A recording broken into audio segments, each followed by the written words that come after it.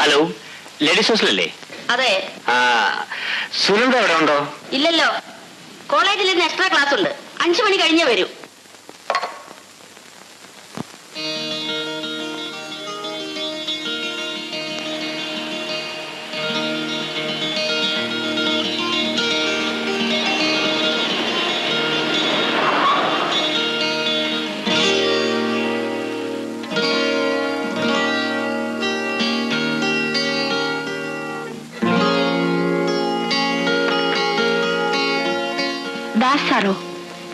അച്ഛൻ പറഞ്ഞനുസരിച്ച് ഞാൻ വന്നതാ.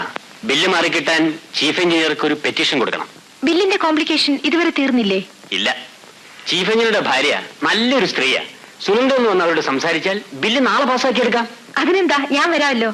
അരമണിക്കൂറിനുള്ളിൽ ഞാൻ ഹോസ്റ്റലിൽ കൊണ്ട് വിട്ടേക്കാം. ശരി.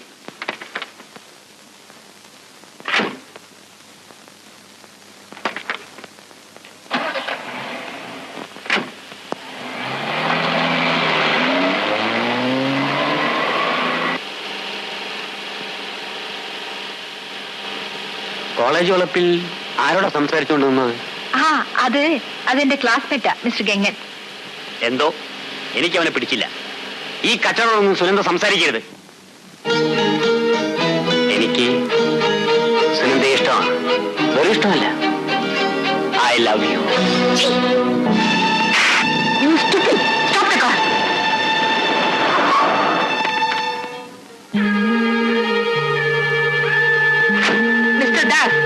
സുനന്ദയെ നിങ്ങൾക്ക് ശരിക്കും മനസ്സിലായിട്ടില്ല.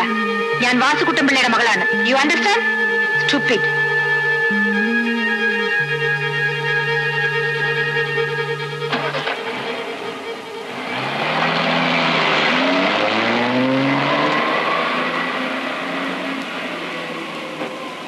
പ്രിയപ്പെട്ട തൊഴിലാളി സഖാക്കളെ, നമ്മൾ തുടങ്ങിവെച്ച തൊഴിലാളി സഹകരണ സംഘം മെയ് ദിനമായി ഇന്ന് ഉദ്ഘാടനം ചെയ്യപ്പെടുകയാണ്. അഭിപ്രായ ഭിന്നതകളൊക്കെ മറന്ന് എല്ലാ യൂണിയനും ഇതിൽ അംഗത്വം സ്വീകരിച്ചതിന് ഞാൻ പ്രത്യേകം നന്ദി പറഞ്ഞോളും. ഈ ഡാമിന്റെ അടുത്ത ഘട്ടത്തിലെ ജോലികൾ ഈ സംഘടന തന്നെ കോൺട്രാക്ട് എടുത്ത് നടത്താനാണ് തീരുമാനിച്ചിരിക്കുന്നത്. അതിനുവേണ്ടി നിങ്ങളുടെ പ്രതിനിധി എന്ന നിലയിൽ ചീഫ് എഞ്ചിനീയറെ കാണാൻ നാളെ തന്നെ ഞാൻ തിരുവനന്തപുരത്തേക്ക് പോവുകയാണ്.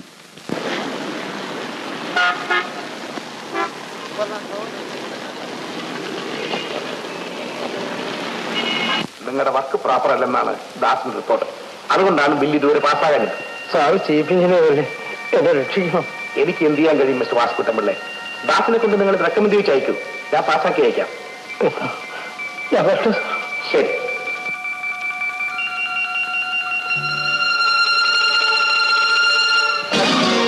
സാർ എന്ത് പറ്റി സാർ?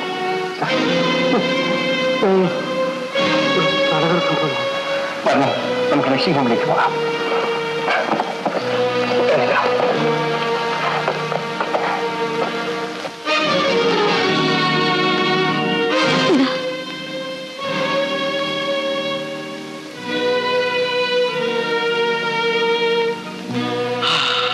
മതിയോ? മതി ഭവാനി. ഇത്രയും നാൾ ആ ദാസ് നമ്മളെ വഞ്ചിക്കുകയായിരുന്നു. പണമാണ് ആവശ്യമെങ്കിൽ ഞാൻ ഇഷ്ടം പോലെ കൊടുക്കുമായിരുന്നു. എന്തിനാണ് എന്നെ ഇങ്ങനെ തീ തീറ്റിക്കുന്നതെന്ന് എനിക്ക് മനസ്സിലാകുന്നില്ല. ദാസിന്റെ അനാസ്ഥ കൊണ്ടാണോ ബില്ല് പാസ്സാകാത്തത്? അനാസ്ഥയല്ല ഭവാനി, ചതി. വേണ്ട, എനിക്ക് നീ ബില്ല് മാറണ്ട. അന്ന് വിഷമിക്കാതിരിക്കണം. ഈശ്വരൻ നമുക്ക് നല്ലതേ വരുത്തൂ. ഇല്ല, ഞാൻ നല്ലത് ചെയ്തിട്ടില്ല. നന്മ വിതച്ചാലേ നന്മ കൊയ്യൂ. ആ ഗോപാലിനെ ഞാൻ എന്തുമാത്രം ദ്രോഹിച്ചു. ഇന്ന് ചീഫ് എഞ്ചിനീയറുടെ മുറിയുടെ വാതിക്കൽ തളർന്നു വീണ എന്നെ അവനാണ് താങ്ങിയത്. ആശുപത്രിയിൽ കൊണ്ടുപോയി മരുന്ന് വാങ്ങിത്തന്ന് ആശ്വസിപ്പിച്ചയച്ചു. അവനെ ശത്രുവായി കണക്കാക്കി, കള്ളക്കേസ് പ്രതിയാക്കി. ഭവാനി, ഇന്ന് നല്ലതും ചീത്തയും തിരിച്ചറിയാൻ എനിക്ക് കഴിഞ്ഞു. ഇനി ഗോപാലൻ ഒരിക്കലും എന്റെ ശത്രുവായിരിക്കില്ല, ഒരിക്കലും.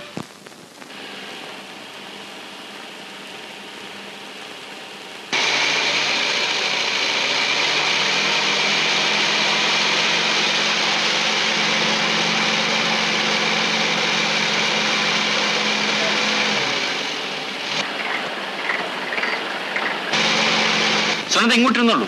വേണ്ട, അത് ശരിയല്ലല്ലോ. Please down. എന്നാ സാറുകൂടി ഇങ്ങോട്ട് ഇരുന്നോളൂ. വേണ്ട, ഞാനിവിടെ നിന്നോളാം. സാർ ഇങ്ങോട്ട് ഇരുന്നാട്ടെ.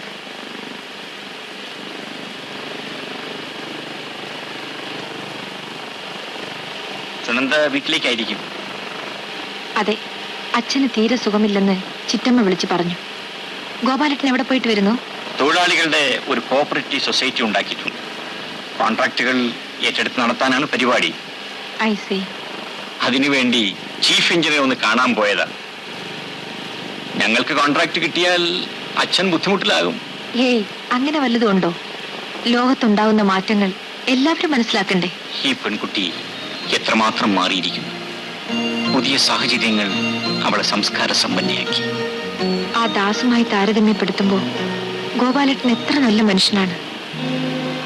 ഉറക്കം വരുന്നെങ്കിൽ സീറ്റിൽ ചാരിക്കണം തുടങ്ങിക്കൊള്ളൂ. ഏയ്, എനിക്ക് ഉറക്കം വരുന്നില്ല.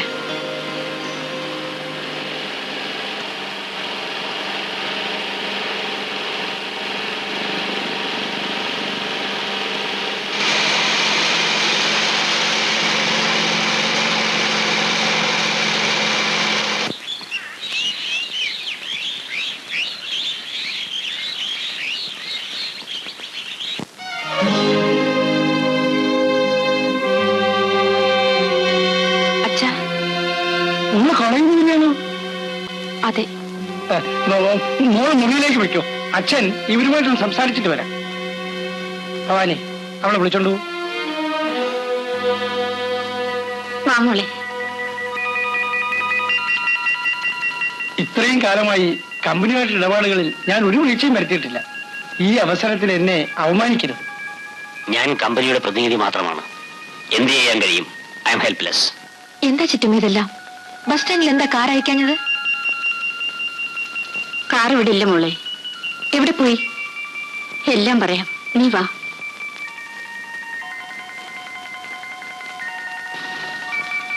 ഈ സമയത്ത് തന്നെ നീ ഇവിടെ വരുമെന്ന് കരുതിയില്ല മോളെ. ആ പോലീസുകാർ എന്തിനാ വന്നിരിക്കുന്നറിയാമോ? എന്തിനാ ചിറ്റമ്മേ? നിന്റെ അച്ഛനെ അറസ്റ്റ് ചെയ്യാൻ. അതെ മോളെ, ബില്ല് മാറുമെന്ന് വിചാരിച്ച് ഷയാൻ കമ്പനിക്ക് അച്ഛൻ 2 ലക്ഷം രൂപയുടെ ചെക്ക് കൊടുത്തു. ബില്ല് മാറിയില്ല. അവർ കേസ് കൊടുത്തു. കള്ളച്ചെക്ക് കൊടുത്തെന്ന്. അതെന്താ ബില്ല് മാറാത്തത്? എഞ്ചിനീയർ ദാസ് നമുക്ക് അനുകൂലമല്ല മോളെ. ആ ബ്ലഡി റാസ്കൽ നമ്മളെ ചതിക്കുകയാണെന്ന് അച്ഛൻ ചീഫ് എഞ്ചിനീയറോട് പറയാത്തെന്ത്? മോളെ, അയാളൊരു ചെകുത്താനാണെന്ന് ഇപ്പോഴാണ് അറിഞ്ഞത്. എന്റെ ഒപ്പ് വാങ്ങാൻ അച്ഛനാണോ അയാളെ അങ്ങോട്ട് അയച്ചത്? തിരുവനന്തപുരത്ത് വരുമ്പോ നിന്നെ കണ്ട് ഒപ്പ് വാങ്ങിക്കൊള്ളാമെന്ന് അയാളാണ് അച്ഛനോട് പറഞ്ഞത്. എന്തുണ്ടായി മോളെ? ചിറ്റമ്മേ, അയാൾക്ക് എന്റെ ഒപ്പായിരുന്നില്ല ആവശ്യം. മോളെ, ആ മൃഗം എന്നെ കടന്നു പിടിച്ചു. ഞാൻ അയാളുടെ കവിളിലടിച്ചു. അച്ഛനെ ഓർത്താണ് ഞാൻ ക്ഷമിച്ചത്. മോളെ, നമ്മളിനി എന്ത് ചെയ്യും ചിറ്റമ്മേ?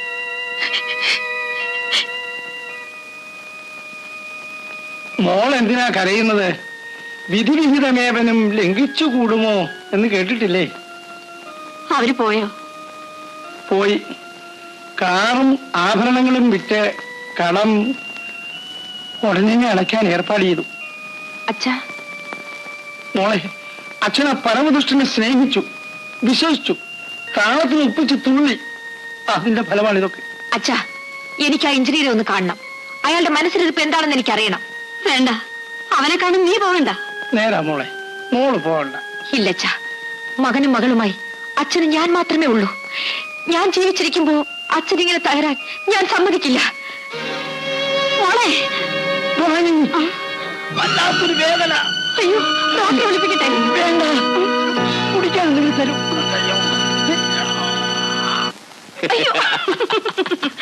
എന്തൊരു കാണിക്കുന്നത്? നാടപ്പൻ ചേട്ടനങ്ങനെ വന്ന് കണ്ടാലുണ്ടല്ലോ. കണ്ടാലും മിണ്ടാതെ പോയിക്കോളും. അവൻ അറിയാൻ വേണ്ടി അവൻ വെറും ഡ്യൂപ്പാണെന്ന്. പിന്നെ ഗോപാല ജാമ്യത്തിലിറങ്ങി. കേസ് അന്വേഷണത്തിന് വരുമ്പം ഞാനെങ്ങാനും കുഴപ്പത്തിലാവൂ. നിനക്കെന്ത് കുഴപ്പം വരാനടി? നീ ഗ്രനേഡ് ഇന്നാരെങ്കിലും കണ്ടോ? ആരും കണ്ടില്ല. എന്നാലും നിക്കക്കള്ളിയില്ലാതെ വരുമ്പം ആരെങ്കിലും കയറി പറഞ്ഞാലോ? നീ ഒന്നുകൊണ്ടും പേടിക്കണ്ടടി, നിനക്ക് ഞാനുണ്ട്. ഇങ്ങനെ പറഞ്ഞാ മതി. ഒരു കോന്തനെ ഭർത്താവായിട്ട് പിടിച്ചു തന്നിട്ടുമുണ്ട്. എന്താ ഒരു വീട് വെച്ച് തരാൻ പറഞ്ഞിട്ട്? നിനക്ക് ആവശ്യമുള്ള പണം ഞാൻ തരും. ഞാൻ വന്നു തോന്നിയകത്ത് പോ.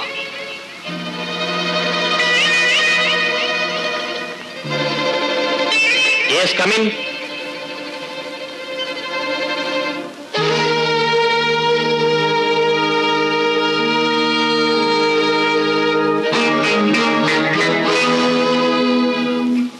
സുനന്ദയോ?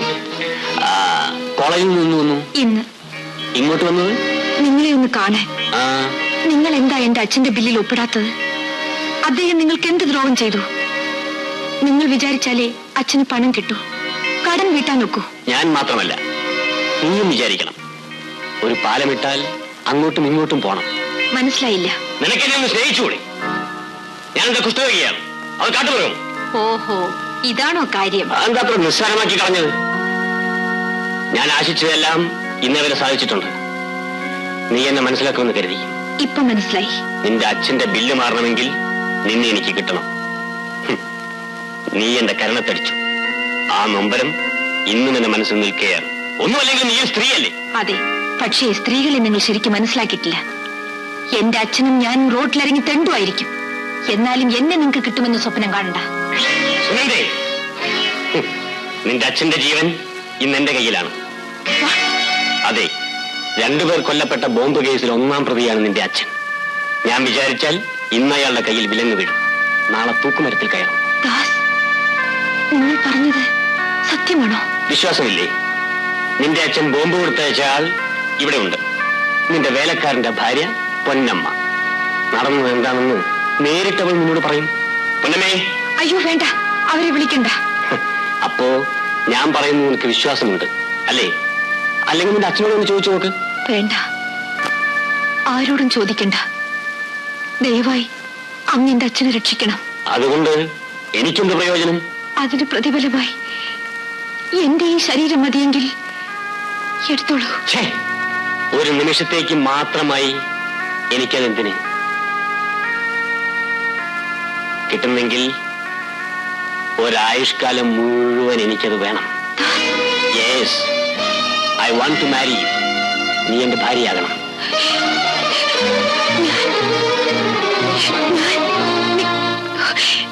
വിഷമിക്കണ്ട, ആലോചിച്ച് തീരുമാനിച്ചാൽ മതി. നീ പഠിച്ചവളല്ലേ? 2 ദിവസത്തിനകം മറുപടി പറഞ്ഞാൽ മതി. 48 hours. You understand? പോയിക്കോളൂ.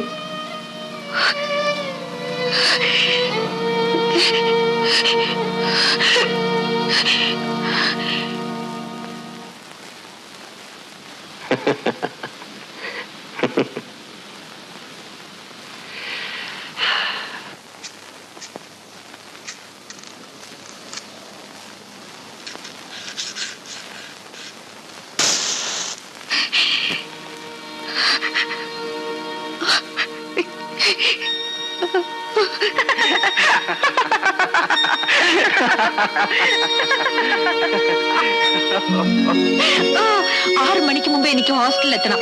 വാർഡിന് ചില സംശയങ്ങളൊക്കെ തോന്നി തുടങ്ങിയിട്ടുണ്ട്. തോന്നിട്ട് നമുക്കെന്താ? അവർ വീട്ടിലറിയിക്കും. അച്ഛൻ എന്നെ വീട്ടിലെടുത്തോണ്ട് പോയി പൂട്ടും. പഠിത്തവും ക്യാൻസൽ. അച്ഛൻ കോപിച്ചാലും ചിറ്റമ്മയുണ്ടല്ലോ തണുപ്പിക്കാൻ. എന്ത് വന്നാലും അച്ഛന്റെ വേദന കാണാൻ വയ്യ മിസ്റ്റർ ഗംഗൻ. എന്നാ ഒരു കാര്യം ചെയ്യാം, നമുക്ക് വിവാഹിതരാകാം. ശരി, ഇതാ താലി കെട്ടിയാട്ടെ. എനിക്ക് ധൈര്യമില്ലെന്നല്ലേ ഈ കളിയാക്കലിന്റെ അർത്ഥം? എനിക്ക് നല്ല ധൈര്യമുണ്ട്. സുനന്ദേ, വീട്ടിലെ ബുദ്ധിമുട്ടുകൾ കൊണ്ടാണോ? ഇത് ഫൈനൽ ഇയർ അല്ലേ? ജയിച്ചു കഴിഞ്ഞാൽ എവിടെയെങ്കിലും ഒരു ജോലി കിട്ടും. ഇനി എന്റെ വരുമാനം ഇല്ലാതെ വീട് രക്ഷപ്പെടുകയില്ല. എപ്പോഴും വീട് വീട് വീട്. എനിക്ക് ആ വിചാരം ഇല്ലാതിരിക്കാൻ പറ്റുമോ? എന്നാൽ നമുക്കിവിടെ ഇരുന്ന് നമ്മുടെ വീടുകളെ പറ്റി ഒരു ഉപന്യാസം എഴുതാം. നമുക്ക് 2 പേർക്കൂടെ ഉണ്ടാകുന്ന വീടിനെ പറ്റി എഴുതുന്നതല്ലേ നല്ലത്? അങ്ങനെ ഒരു വീട് ഉണ്ടാവുമോ ഗംഗൻ? തീർച്ചയായും.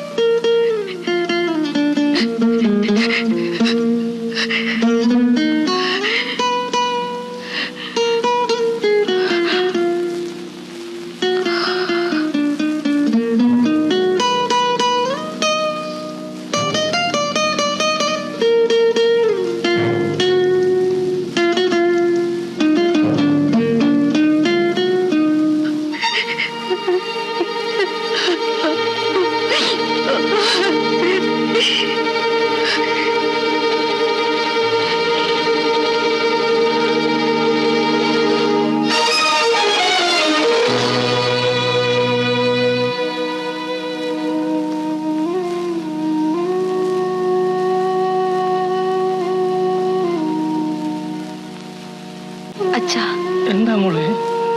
ഞാൻ ഇനി കോളേജിൽ പോകുന്നില്ല. അച്ഛൻ സന്തോഷമായി ജീവിക്കണമെങ്കിൽ ഞാൻ സ്വയം മാറിയേ പറ്റൂ. എന്തൊക്കെയാ പറയുന്നത്? അച്ഛൻ ദുഃഖിക്കരുത്. ദാസ് എന്നെ വിവാഹം കഴിക്കാൻ ആഗ്രഹിക്കുന്നു.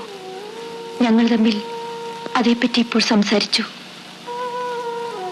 ഞാൻ സമ്മതിച്ചു. ഞാൻ സമ്മതിക്കില്ല. എന്റെ മോളെ ആ എളപ്പാട് കല്യാണം കഴിക്കാനും നിങ്ങൾ എന്ത് തീരുമാനിച്ചാലും ഞാൻ സമ്മതിക്കില്ല. അവൻ മൃഗമാണ്, മൃഗം. എനിക്കറിയാം. പിന്നെ നീ സമ്മതിച്ചു എന്ന് പറഞ്ഞത്? അച്ഛനെ തൂക്കുമരത്തിൽ നിന്ന് രക്ഷിക്കാൻ. പറയൂ അച്ഛാ, അച്ഛൻ കൊലക്കേസിൽ പ്രതിയല്ലേ? അച്ഛന്റെ ജീവൻ അയാളുടെ കയ്യിലല്ലേ? നാളെ അദ്ദേഹം പിണങ്ങിയാൽ അച്ഛൻ ജയിലിൽ പോകില്ലേ? എന്റെ അച്ഛനെ ഞാൻ രക്ഷിക്കും. അതിന് ഒറ്റ മാർഗമേ ഉള്ളൂ. എനിക്കെന്റെ അച്ഛനാണ് വലുത്. വേണ്ട മോളെ, ഞാൻ കുറ്റമേറ്റോളാം, മരണശിക്ഷ വരെ ഏറ്റോളാം. എന്നാലും നീ അവന്റെ ഭാര്യയാകരുത്. എനിക്കത് സഹിക്കാനൊക്കില്ല മോളെ, സഹിക്കാനൊക്കില്ല. അച്ഛാ, ഏതായാലും എനിക്കൊരു ഭർത്താവ് വേണം. അത് അദ്ദേഹം തന്നെ ആയിക്കൊള്ളട്ടെ. അച്ഛന് തരാൻ എനിക്കിനി എന്റെ ജീവൻ മാത്രമേ ഉള്ളൂ.